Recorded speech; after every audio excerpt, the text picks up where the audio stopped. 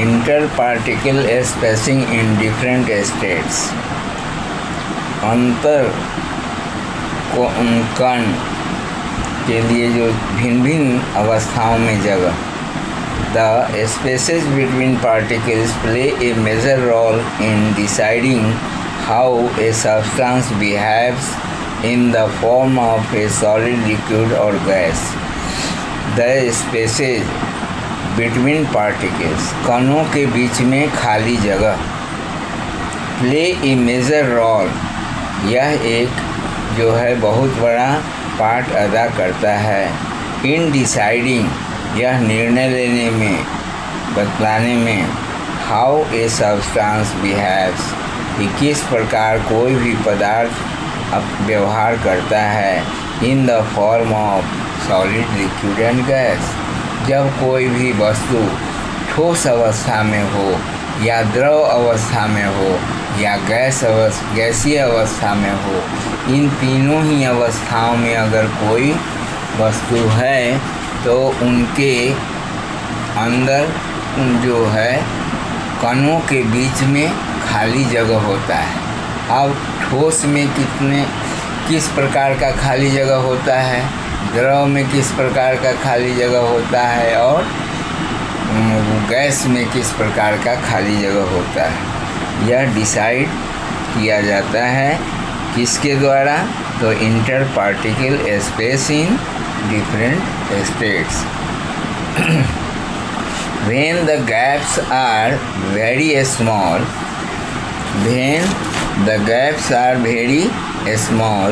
जब दो कणों के बीच में खाली जगह बहुत थोड़ा होता है, matter becomes hard. In that situation, matter becomes hard. तो पदार्थ जो है या वस्तु वह क्या हो जाता है, कठोर हो जाता है। यानी जो कठोर वस्तु है, जो सॉलिड सब्सटेंस है, उसके अंदर जो इंटरनल पार्टिकल है उसके बीच गैप जो है बहुत कम होता है। यानी ठोस के अंदर गैप की जो स्थिति है वह कम रहती है। यानी दो कणों के बीच में बहुत कम अंतर होता है, वो ठोस कहलाता है। और उससे ज़्यादा लिक्विड में होता है। यानी दो लिक्विड के केस में द्रवों के बीच में जो इंटर मॉलिक्यूलर स्पेस होता है वह ज़्यादा होता है अपेक्षाकृत ठोस के, और इन दोनों के अपेक्षा गैस में सबसे ज़्यादा होता है। गैस में जो है दो कणों के बीच में जो खाली जगह होता है वो सॉलिड और लिक्विड के कंपैरिजन में अधिक होता है। When the gaps are medium sized, अगर गैप जो है मध्यम आकृति का हो, पार्टिकल्स कैन मूव, उस परिस्थिति में कण जो है वह मूवमेंट करता है around slightly, making matter behave like liquids, जैसे कि कोई तरल पदार्थ हो। When the gaps are very large, अगर गैप बहुत ज़्यादा है, पार्टिकल्स मूव फ्रीली, तो उसमें कण जो हैं पार्टिकल वह बहुत है ना स्वतंत्रता पूर्वक मूवमेंट करते हैं।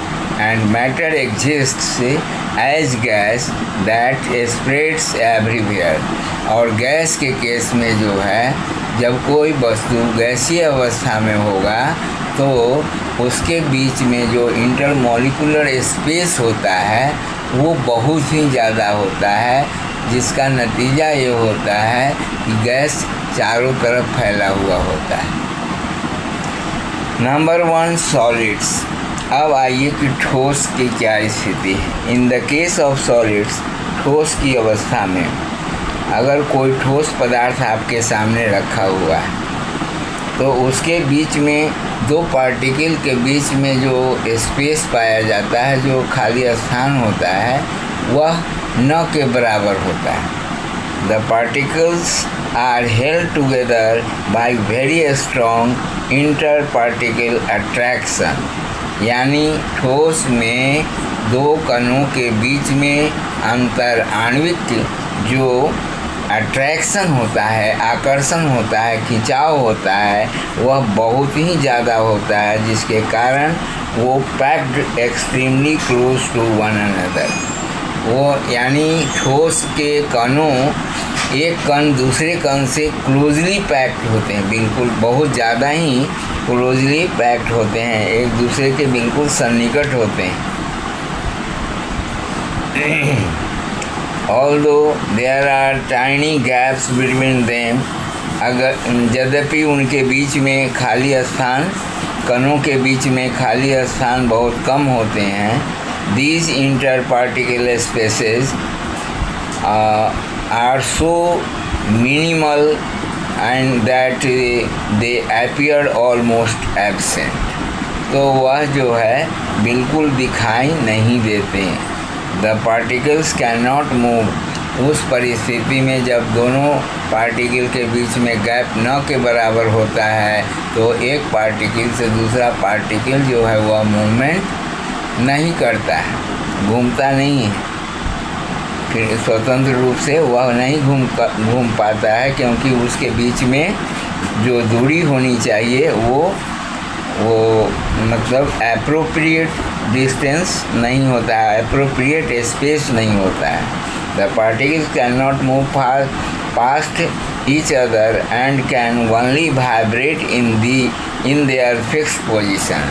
तो उस परिस्थिति में वो जो वस्तु होता है वो क्या करता है? उस परिस्थिति में वस्तु केवल कंपन करता है, क्योंकि उसके कणों के बीच में जगह नहीं होने की वजह से वह कंपित होकर रह जाता है। This tight arrangement gives solids a fixed shape. यही वजह है कि सॉलिड का शेप जो होता है वह बिल्कुल नियत होता है, कांस्टेंट होता है। जो सॉलिड का शेप है वही रहेगा। This tight arrangement gives solids a fixed shape, definite boundaries and a definite volume। उसका सीमा या परिसीमा भी निश्चित होती है, यानी जो वस्तु जितना आकार का बना हुआ है वह उतना ही बड़ा रहेगा, चाहे कहीं भी रखा जाए, क्योंकि उनके जो कणों से बना हुआ है वो उन कणों के बीच में जो है जगह न के बराबर होता है, इसलिए वो सख्त होता है, और सख्त होने के कारण वो उस सॉलिड का जो आकार है वह एक ही होता है, चाहे उसे जहाँ भी रखा जाए, जिस पोजीशन में रखा जाए। That is why a piece of wood, a sugar cube or an iron rod maintains its shape unless an external force is applied।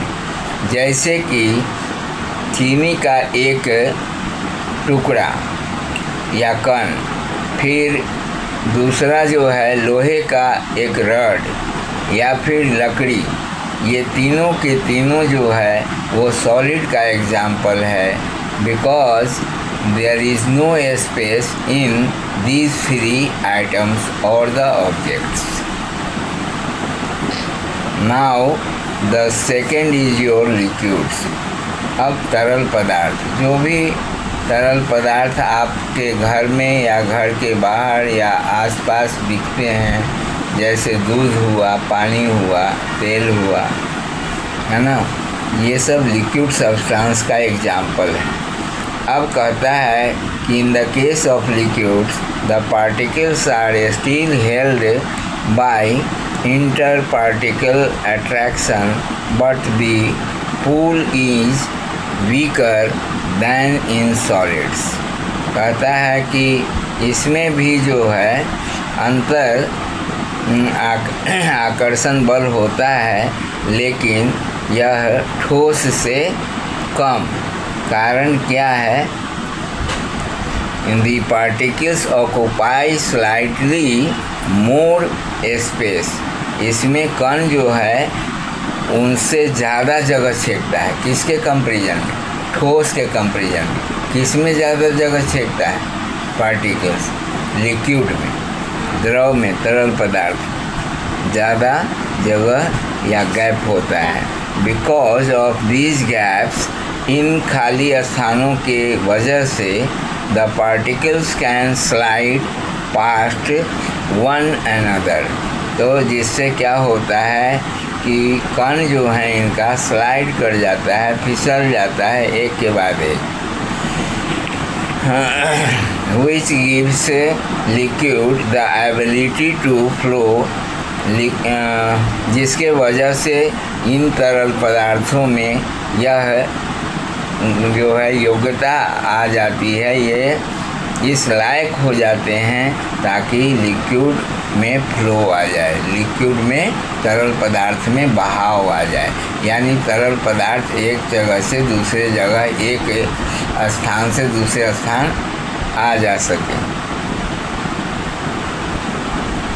Liquids always take the shape of the container. आप सब कोई जानता है कि कोई भी तरल पदार्थ को जिस बर्तन में रखा जाता है उसी बर्तन का आकार वो ग्रहण कर लेता है, ठीक है।